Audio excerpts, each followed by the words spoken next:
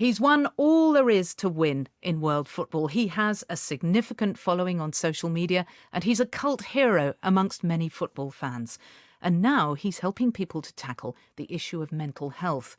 But the most extraordinary thing about the striker, Ivica Strok, is that he doesn't exist. Strok came to life, as it were, as part of a popular computer game, Football Manager. The game gives players the chance to replicate the career of a real football manager. You decide tactics, you can buy and sell players, and you can even interact with the press. And for gamer Jonny Sharples, Football Manager helped him through a personal tragedy. Now he's putting the talents of his fictional star, Ivica Strok, to very good use to help others. I was Celtic manager. Playing as Celtic on Football Manager is much like probably being Celtic manager in real life. You're expected to win the league every year, and what I really wanted to do was try and take Celtic back to European glory, and to do that I needed to find better players than I had at the moment.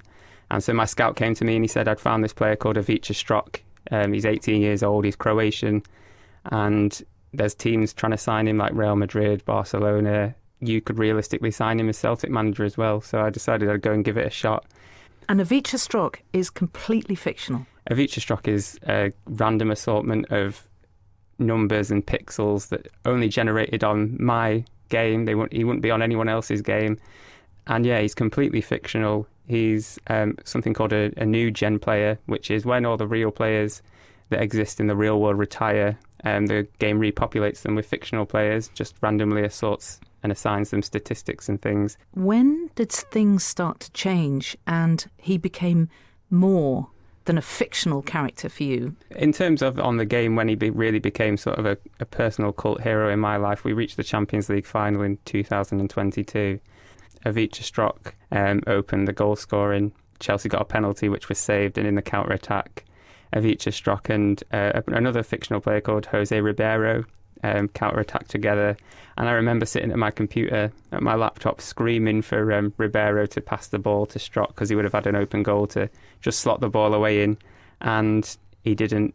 And Ribeiro scored himself, and it was 2-0, but I wasn't celebrating. I was furious that Ribeiro hadn't passed the ball to Strok. And by that point, I realised there was probably some sort of issue that I had, that I was placing Strok higher up than any other player in the team. He was probably at that point the sort of demigod in my life. He was sort of really important.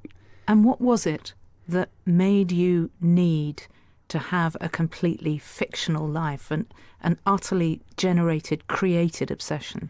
So I've been playing this game of Football Manager for almost a year and a half. So just before Christmas that year, I got a telephone call from my sister to say that my brother had taken his own life. And I was completely devastated. It completely changed everything. It was a really difficult time anyway, because it was Christmas and you're supposed to be celebrating and you're supposed to be in sort of a joyful, festive mood. You don't really feel in that spirit. And the one place that I knew I could turn to really escape it was my laptop, and was to Ivica Strok. And to really focus on something else and to delve into this fictional world and escape completely from what was going on around me was a real benefit. I was grieving as well. It wasn't that I was trying to escape completely from what was going on. I knew that there had to be times where I could focus on my older brother Simon and what he'd gone through and what my family was going through. But there were times where it was just easier, and in some small corner of the world, even a fictional corner, I was the best manager in the world with the best footballer in the world. And at that point in time, it was really helpful. Did your family understand why you needed to go to that world, to Ivica Strok, to success, ultimately? Did they understand that? They have a basic understanding. I think they still, even now 4 years on from playing the game and 2.5 years on from my brother passing away, I think they still think it's quite a strange, odd little world that I delved into. But I think they have a better understanding of it. I think everyone grieves and escapes in their own way, and my way was just a bit stranger and different to what they were doing. And things do get easier. I think about Simon every single day. I don't think that'll ever change. I think the worrying thing will happen if there comes a day where I don't think of Simon, but I don't expect that to happen anytime soon. I certainly hope it never does happen. With that in mind, Ivica Strok has become a cult figure, hasn't he? He is. He's got his own Twitter account that I set up after my brother passed away.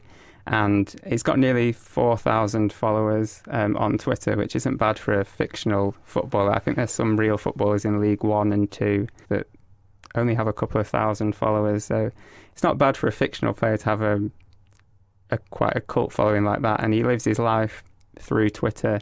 I've said in the past that I was sort of Dr. Frankenstein and he was my monster. I've sort of given him life by mixing bits and pieces together from pictures that I found of Celtic players on the internet and popped his head on top of them. And he's also been used to sort of raise awareness for mental health issues and for suicide prevention and understanding of that. We created a football programme for his testimonial match, and me and a friend, Charlie, he helped design it all, and we got 150 copies printed off and sold them for charity, and raised £650 through selling a programme for a fictional football match for a footballer that doesn't exist. So there was a exhibition about the way that computer games have shaped people's understanding and appreciation of football, and so his football testimonial programme and